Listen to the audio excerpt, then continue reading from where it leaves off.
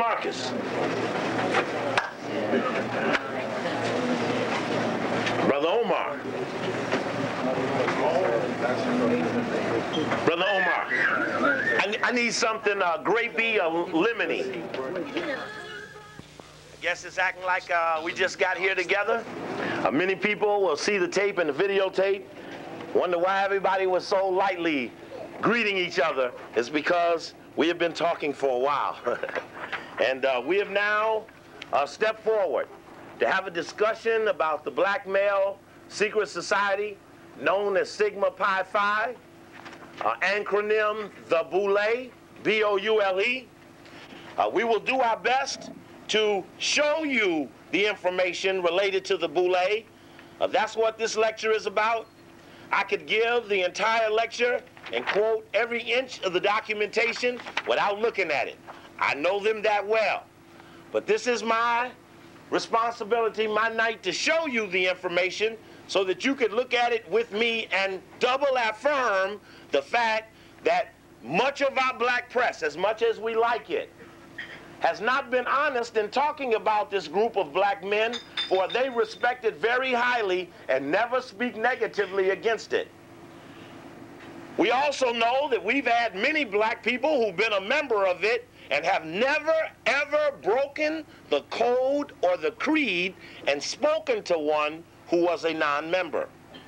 Though they pledge and swear that their goal is to represent you, you will have a hard time believing it when they don't even seek to let you know that they who help you are.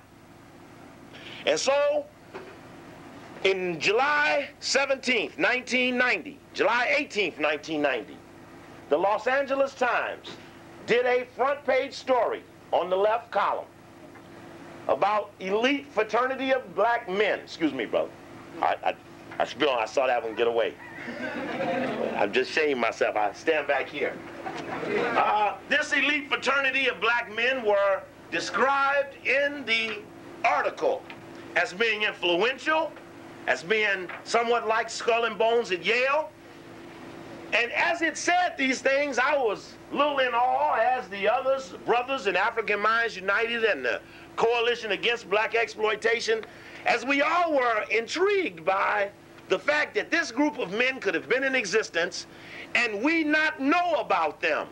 And even other brothers and sisters. I remember talking to a brother who had been National Executive Secretary of Sigma, Phi Beta Sigma, been in fraternity land 37 years, had heard nothing of the Boule ever, though its founder had been a member.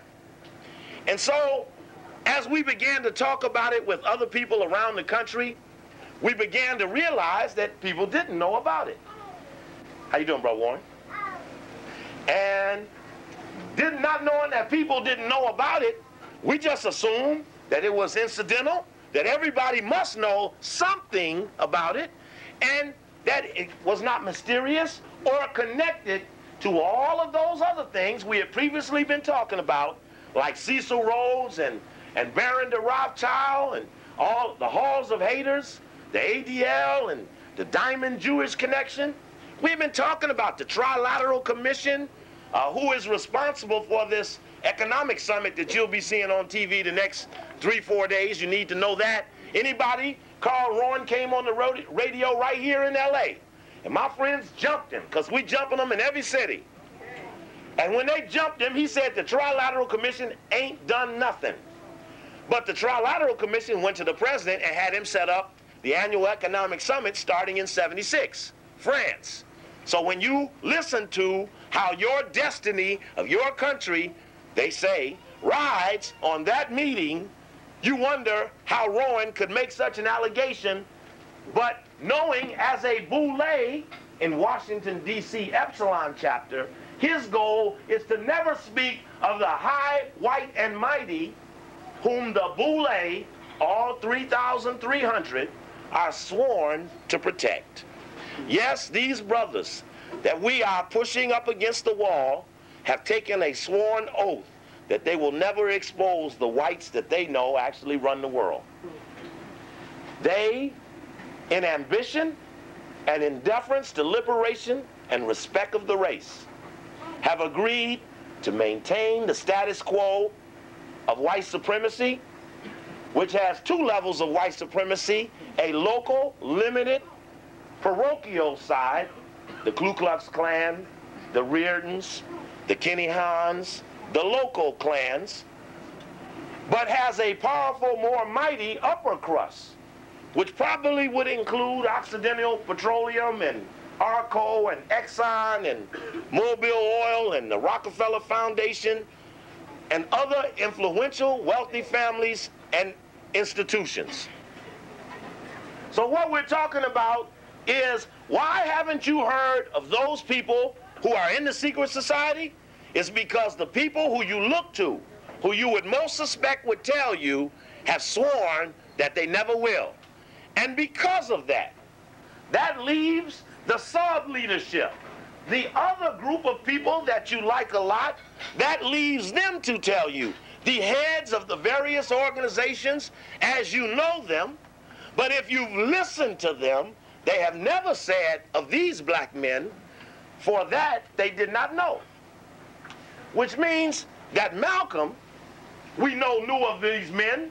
We know Marcus Garvey knew of these men, because their crowning, most outstanding achievement was the physical elimination and castigation of Marcus Garvey, and the insistence and the climate setting that brought about the death of Malcolm X.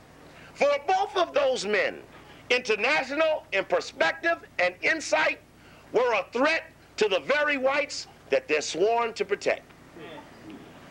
You don't get killed for any other reason than jeopardizing the whites of the whites that run the world.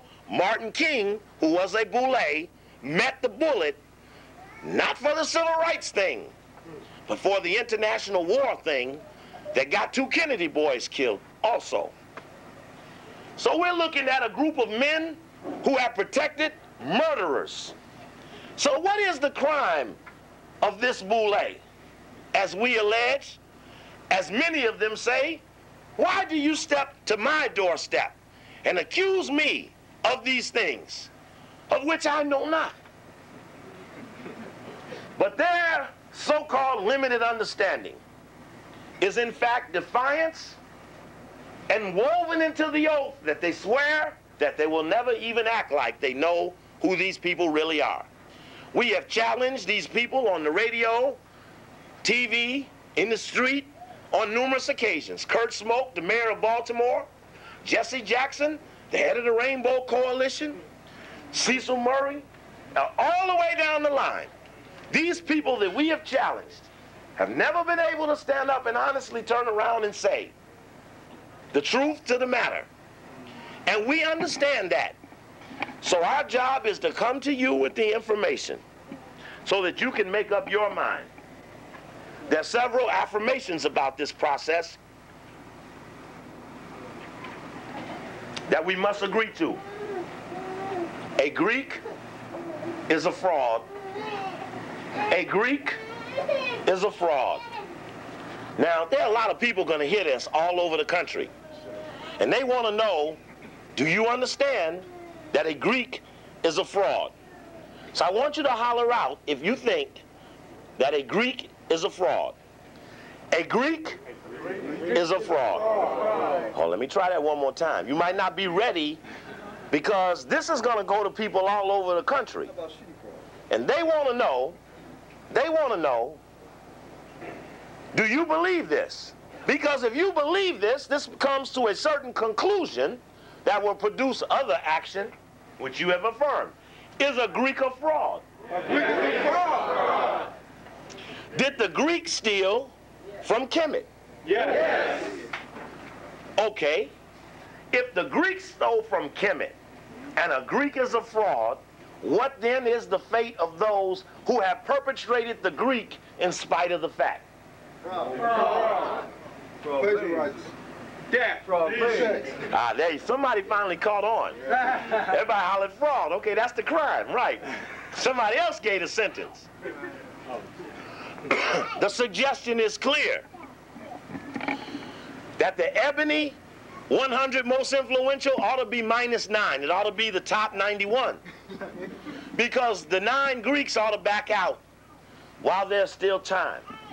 I'm making a suggestion to the Greek connection, even to those in the room. You might be just an alpha or a sigma, or a zeta, or an AKA. You might just be a little Greek. That's right. But you're a Greek nevertheless. And soon you're gonna see, because when someone tell me they're gonna back up a move on the Boule, the first move you're gonna see on every telephone pole in LA is the Greek thing is dead. That's the first move you're gonna see. And all the Greeks, the Alpha, the Kappa, the Omega, and the Sigma, show you right. The AKA, the Zeta, the Sigma, Gamma, Rho, and the Delta. They will all be informed publicly. Please do not have a public manifestation of the Greek thing. Don't have a big dinner. Don't have a big reception. Don't put it in the paper that you're coming. Because I suggest to you that we're going to start to visit you at your things. That's right. And ask you to prove your Greek thing on the spot. In the back row will be the cameramen, because everyone's going to need to see your faces when we show up. We might dress up like a Greek and act a little Greek so you can get a reflection of yourself. That's right. I said clearly, if you remember JFK, when they was running around playing Roman. All right. So we make a suggestion that we're in a process of penetrating a group of circles, and that these circles are webs which are numerous organizations just beyond the Boule. You see, we have done it right here in this room. We have asked members of Greek fraternities to show the handshake to the others in the audience. And on every single occasion, they have refused. And that goes to show that even though we may be in their best interests, there is a bridge that will separate us, which cannot be tolerated when we're under attack. We did the lecture Africa 93. We showed that the white man is pushing colonialism without hesitation, and he's saying it publicly and openly. And under those circumstances, deviation can't be tolerated. So some of you who have asked, what can you do, will be asked, can you go to the big white hotels where the Greeks give the other Greeks their money? Can you go down there with me on the night, Friday night, when they got the big dinner? See if we can get some answers for this Greek thing. Hold up some pictures of Greek and ask them which one is their daddy. Or hold some pictures of some fallen Commetans or Akebelans or Azanians and ask, do you support the ones that did this? We must confront our people, for it is our people that have tolerated the jam that we're in, and these people are at the top of our people as a guarantee from white people.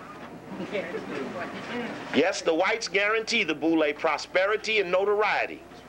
I'm telling you, we done put a lot of pressure on these people. Turned a lot of them into flat tires. I saw one of the tires blown up last week in the LA Times, trying to put air back in a tire we flattened for supporting the Boule.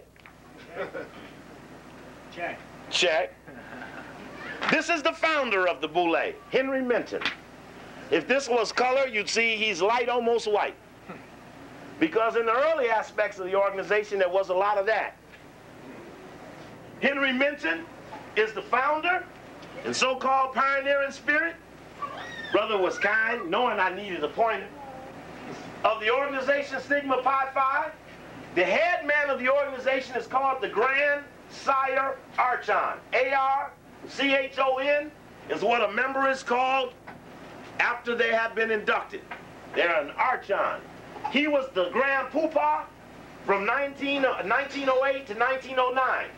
Then became Grand Sire Archon Emeritus. The Grand Sire Archon is the head of the national boule. The head of the local boule is called Sire Archon. So the head of the LA chapter is Sire Archon. A member in any boule is called just Archon. So it's Archon is a member, Sire Archon is the local head, Grand Sire Archon is the only head, the titular head. The Grand Sire Archon and those other top positions of the boule have absolute and supreme authority over every boule chapter, which are called subordinate chapters. Every subordinate chapter of the boule is compelled to respond to the wishes of the Grand Sire Archon and the executive committee. This is a discussion about what Minton was thinking about in 1904 when he wanted to set up the organization. This is from the history of Sigma Pi Phi. That's the history book of the organization. The history of Sigma Pi Phi. It's written by an alpha named Charles Wesley, who wrote the history book for A Phi A as well. Didn't he? Didn't he? And then the alpha's here. And yes, okay, he did write it, yes. In that, he said, in summary, Minton wanted to create an organization which would partake, in his own words, of, quote, the tenets of Skull and Bones at Yale. Now, in the July 18th article on Skull and Bones, on the Boule in the LA Times, and I'm going to show you the original article that we first found on the subject, and I want to show you what it says, because in the article, you get the impression. And I just want to, when they say Skull and Bones at Yale, that's what they're talking about. That's the logo for Skull and Bones at Yale. Now, who would want to be patterned after that? Because that doesn't look positive to me. Now, you're already a damn Greek. Now you done went and got some poison. So that's a double header. Okay, I'm looking for you this opening article. Here we go. This is a little hard to see when I'm up here, so it's a little difficult. Let me take this off. It's a little warm in here. It's even warmer up here. This is the original LA Times article. Everybody see that? Did you see that when it ran in 1990? You did see it. No, you didn't see it. What's the date on it? That's July 18th, 1990. Elite fraternity widens agenda of black men. This is the original article that came out on the Boule that we just casually discussed here at The Good Life, which led to this penetration. Because by the time Brother Oswald gets up and starts decodifying a little of that symbolism, you will see that we have in fact cracked a riddle that has contained our people. Our people have been contained by an organized element of secret people who have used riddles, mysteries, and secret societies to jam us. And what we are doing is we are unlocking or decodifying the mystery, because once decodified and exposed, those who are secret in the light will not be as effective, which must be our goal, since liberation is not theirs. You can't liberate as a Greek. You can't liberate in the name of Greece. So you may, everybody say, well, you know, Steve, is really a black thing. It may be, but you ain't gonna liberate called A Phi A. Now, watch this. Now come the men of Sigma Pi Phi, a once secret black fraternity.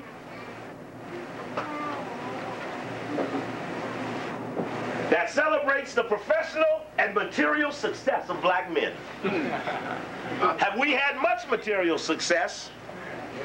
Well, anyway, you can just see how they spend their time. They have big, every year, they have big picnics, big annual picnics every chapter. We need to find the park. where the new chapter, the LA chapter meets at, because they're going to have a big picnic somewhere, preferably in the Greek neighborhood. So we have to find where they're going to be at, so we can go to the picnic. Don't you want to go to the Boule picnic? Sure. Jack. Known as Boule, pronounced Boule, the group is here. You see, Boule, B-O-U-L-E.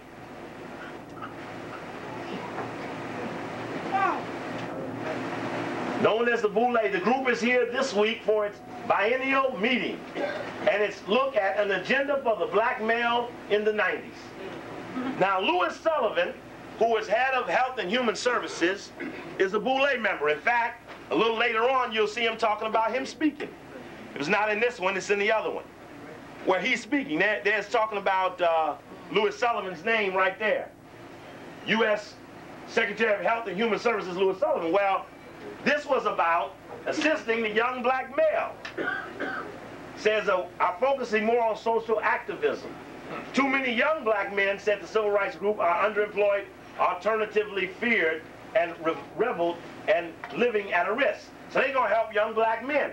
So how did Louis Sullivan try to help young black men? National Violence Initiative. The National Violence Initiative. He sought to chemically bust their skulls open and penalize them for being chemically imbalanced, which means they were disturbing the Greeks. How many of you all saw ABC last night? I asked everybody to watch the program, which was talking about the Violence Initiative.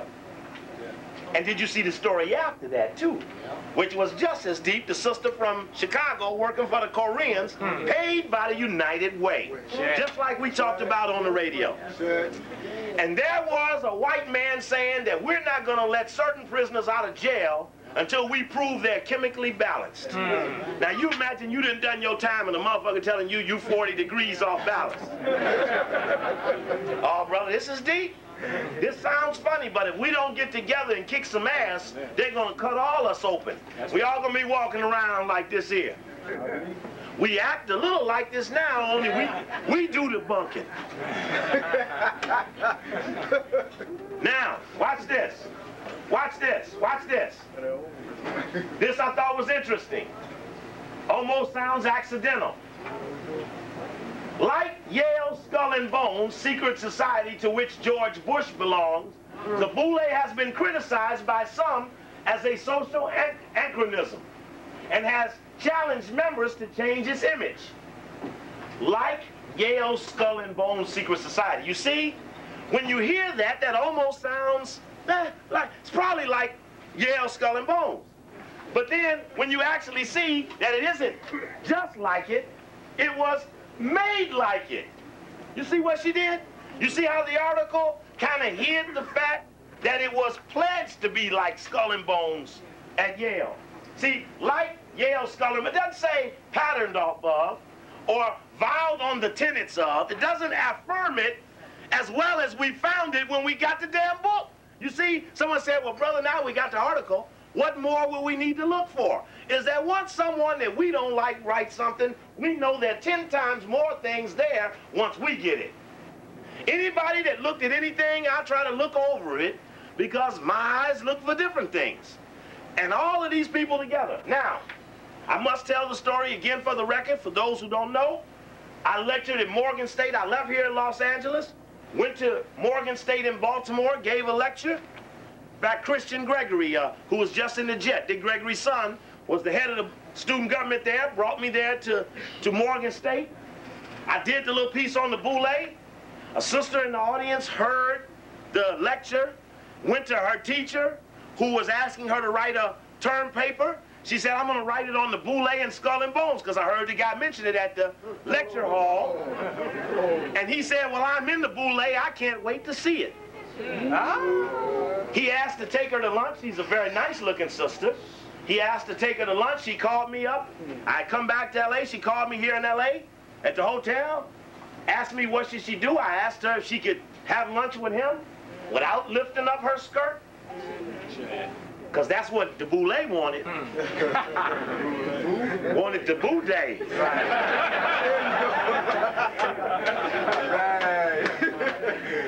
So, Sister proudly called that she had gotten a history book from him, which has a huge blue cover. It's coded in blue. Their colors are blue and white. It's a big blue color. We know blue as the color that represents the lower lodges of Freemasonry. Those are the blue lodges, the 1, 2, 3 lodges. And we know the tenet that holds the blue lodge together is the code of silence. That's what holds the blue lodge together. The code, that's all they learned. The secrets have not really been taught them because they're not taught to them till later on, but they think they know.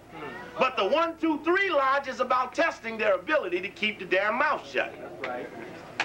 All right, give me a check on that. Check. That's why the United Nations is called the Blue Helmets. That's right. That's why the police are the men in blue or the blue lights. Check. Because that's what they, and that's why their organization is called the Fraternal Order of Police. And I don't know what Willie Williams thinks, but if you take a white boy that been my enemy, that supported Gates, supported every beating of your head every time, and make that asshole motherfucker deputy mayor over the brother. That's right. I'm telling y'all, y'all in big trouble. Y'all excuse my language, but I wanted to emphasize. I wanted to emphasize the danger of the head of the Fraternal Order of Police becoming deputy mayor for public services. That's right. You might not care about politics, and I don't either. They're all whores. That's right. But we better not let them turn a trick and one of them legs kick us in the face. So for no other reason, do it for that reason. Boule is a Greek word designating a council of community leaders who advise kings. Now a question ought to come up. I understand what a counselor does, but who the fuck is the king? Now we have a tape where, you all remember the book called Black Power? It was written by who? And Charles Hamilton. Very good. Charles Hamilton, 4 years after he wrote Black Power, joined the Boule. As he then started making $100,000 with the Rockefeller Foundation. He went on Bob Law's show recently in New York, and the Cochleyites in the bowels of Brooklyn, Harlem, and the other bowels of New York jumped him on the Bob Law show about this Boule thing. And they misstated the challenge by saying, I think it's a Latin word. And he said, yeah, it's a Latin word. But we know it's Greek. He gave him the decoy. They said, who is the king that you serve? And he said, I don't really know nothing about that king thing. We don't serve any king. I mean, we have meetings and stuff, but we don't know of any king. Well, why then do you call yourself that? In your own history book, you will see that you call yourselves the advisors to the king. And the question comes up, if it ain't so, why do you say so? But see, basically, they don't think you have the information. Oh, just for the record, the day the Boule was founded, for those of you who do numerological analysis, and I know some of you are into the numbers, the historic date of the founding of the Boule, for the record, is May 15th, 1904. That is the birth date of Sigma Pi Phi, and it should be written indelibly on the memory of all members in the fraternity. This day was for Boule its Founders' Day. For on this day, the decision was made to establish this first of the fraternities for college graduates. This date, or the date of the May meeting nearest May 15th, has been celebrated as Founders' Day. Now, if you all were at AMU one night, that we did a lecture called L.A. Boule Coup d'etat Implications, where I talked about the coup d'etat and the JFK movie and about the Boule, and there was a guy sitting in the front row who was in the Boule. That's right. And he said to the audience that he doesn't even read his history book. But we know from the history book that every chapter must review the history book during the month of May. But again, they never count on you having the history book, so they don't answer you as if you know. They answer as if you don't know or never know. That's why they don't like us like they do. Because we're arming you and putting you in a position to demand answers to questions that they never expected they'd have to give up. That's right. So this is compelling. We're going to look at some codified things that they talk about. There's some funny things they say.